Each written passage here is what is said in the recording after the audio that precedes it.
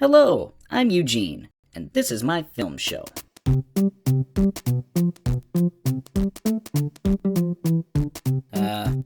That's a typo, obviously. I spent most of what was left in my budget ordering that sign, and that's what they sent back to me. And they're refusing to fix it because they claim that that's exactly how I spelt it to them in my email. It turns out that was true, but come on! I mean, that's so obviously a mistake, and you don't bother to double check with me.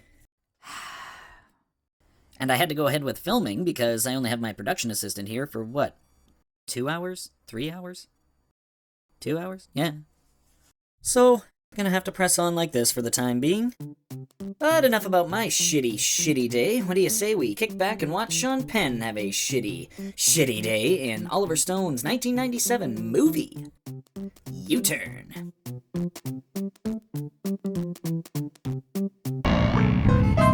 Meet Bobby Cooper. He's rolling fast through the desert, smoking cigarettes, pounding music, popping pills, running over cats like you do.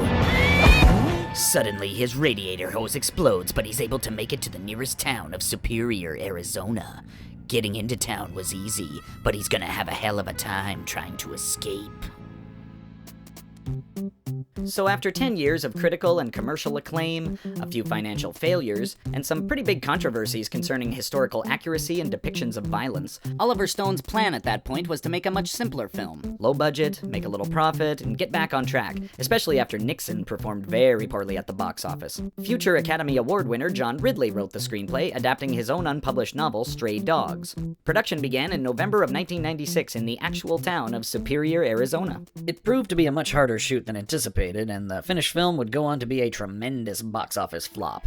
And it's great!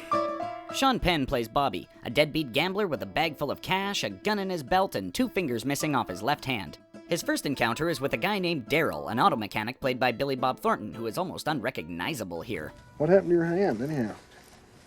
Accident. You got to be more careful, bud. Daryl agrees to work on the car, and Bobby heads into town. And over the course of this long and hot day, he will have all of his money destroyed, almost get stung by a scorpion, meet a man who wants his wife dead, meet a woman who wants her husband dead, get advice from an old blind beggar, get caught in the middle of a robbery, dispose of dead bodies in the desert, get punched several times by several people, have dirty sex in the woods, have dirty sex next to a pile of dirty money next to a dead body. And while all this is going on, there's also a bookie from Las Vegas heading his way to cut off the other 3 fingers on his hand. Bobby, you owed me that bread 4 weeks ago. Now you tell me you want another week. Fine, that's 5 weeks, Bobby. That's also 5 fingers. Cause you and I know that's a finger a week. The main plot, however, concerns Bobby's entanglement with a married couple played by Jennifer Lopez and Nick Nolte. Oh, easy, Chief, easy. I was just helping out your wife. We met in town. I was just giving her a hand with the drapes. That's all. It much looked like you were hanging drapes. That's all that happened, I swear. Grace is the beautiful and seductive young wife with a very dark and troubled past. They found my mama right down here, at the bottom of Apache Leap. This was an early film role for Lopez, and she's quite good in the part. Her husband Jake, meanwhile, wants her dead to collect the life insurance money, and this new stranger in town could be the man to do the job. Hey. Yeah, that's the sweat of a man that hasn't an honest bone in his body. Bobby resists at first, but when eventually left with no other options, he ends up scheming with both spouses against the other with the intention of just getting the hell out of Superior. Do it. Kill him.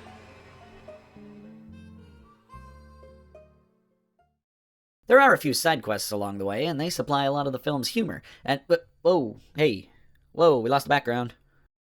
Hey, we lost the background. Yes, I know, this cord just came unplugged. I've got to restart this computer. Okay, how long's that gonna take?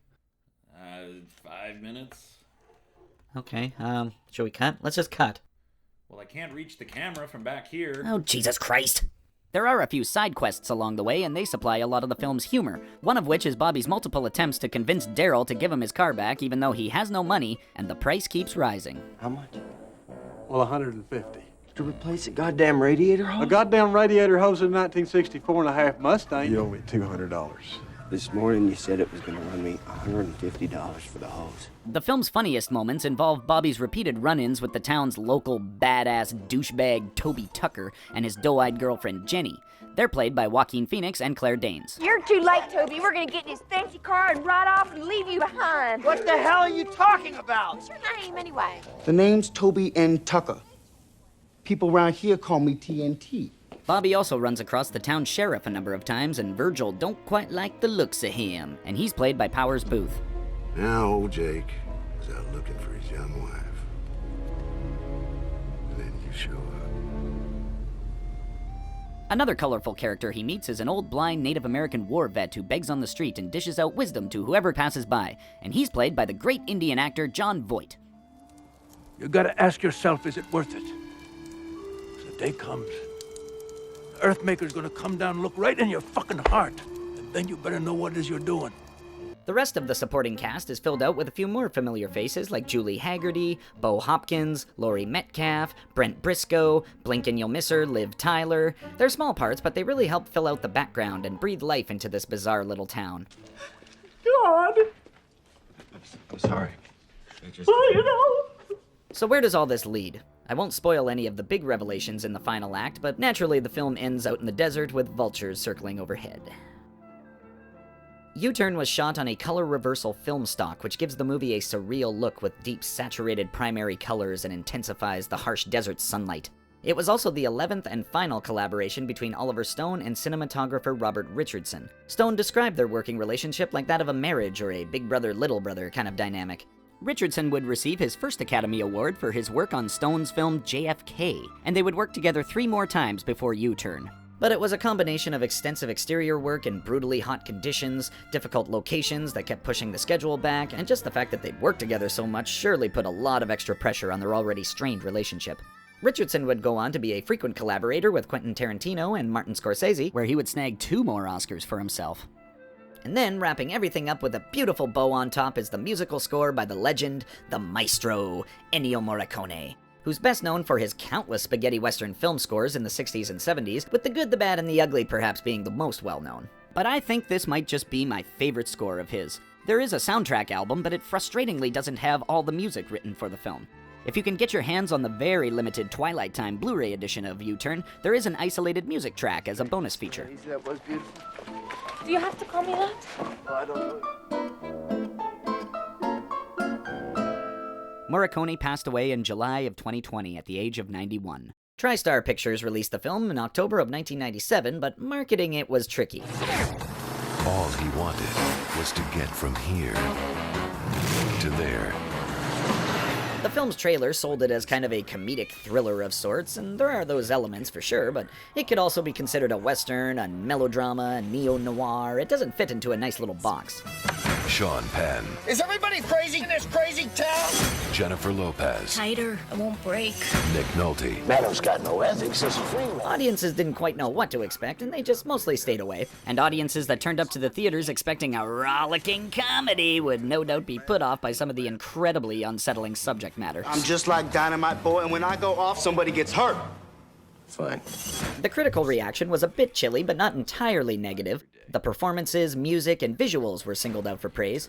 But many thought that this over-the-top, nihilistic trash was just all style and no substance, and pretty much just a waste of everyone's talent. U-Turn was unable to recoup even half of its $20 million budget, and once the juggernaut called Titanic came sailing through in December, well, it was icebergs for U-Turn.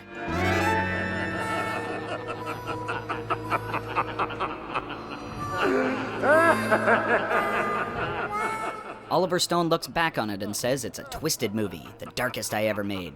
It was too dark for the mainstream and too dark for my standards, but I had to do it. It was in my system.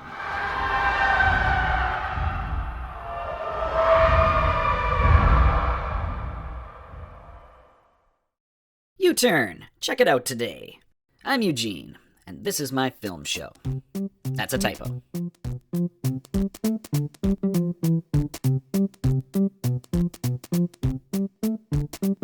Okay, I really gotta go if I'm gonna catch my bus. Oh, what time is it? Oh, shit! Okay, yes, go, run. Thank you very much. Same time next week? Kev.